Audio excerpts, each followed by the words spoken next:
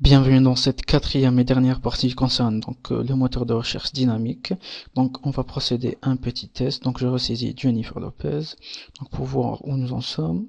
Donc je clique sur Jennifer Aniston, j'ai la bio de Jennifer Aniston qui apparaît.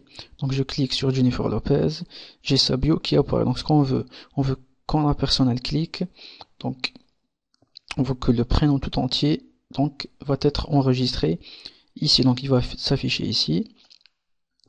Et on veut que quand la requête a terminé de s'exécuter, on va virer la liste déroulante. Donc on va se rendre vers style.css. Donc on précise ici résultat UL. Donc on sélectionne la liste déroulante qui porte l'id résultat. On va la display none par défaut. Et on va se rendre vers func.js. Donc là où on affiche la liste déroulante dans la première requête, on ajoute ici un point show pour qu'il puisse l'afficher parce qu'on a display none. Et ici, donc vers la fin, donc quand l'utilisateur clique sur le lien, on va donc résultat UL, on va la hide, .hide. Et comme je vous avais dit, on veut que quand l'utilisateur clique sur le prénom de la star, on veut que son prénom, l'intégralité de son prénom s'affiche ici. Ok?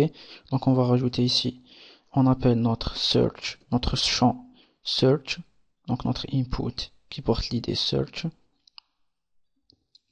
On va l'appeler, on précise ici son attribut value,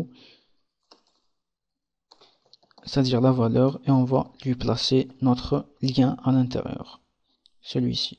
Ok? Donc on va voir le résultat. J'actualise. On saisit ici Jennifer. Donc je clique sur Jennifer Lopez. J'ai ici Jennifer Lopez qui apparaît.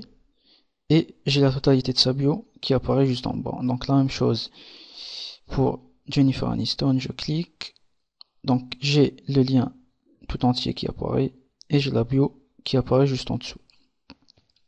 Donc on arrive à la fin de ce tuto. Si vous avez n'importe quelle question, n'hésitez pas à la poser. Donc je vous invite aussi, si vous avez du mal à regarder, à trouver les liens de mes tutos, ils se trouvent dans mon site. Donc je les ai organisés en fonction de l'HTML, du PHP, du JavaScript et du jQuery. Donc si j'ai le temps, je vais vous rajouter une playlist. Donc pour l'instant j'ai pas trop le temps avec les examens, la fac et tout. Donc si vous avez n'importe quelle question, n'hésitez pas. Donc je vous remercie. On se voit dans la prochaine partie.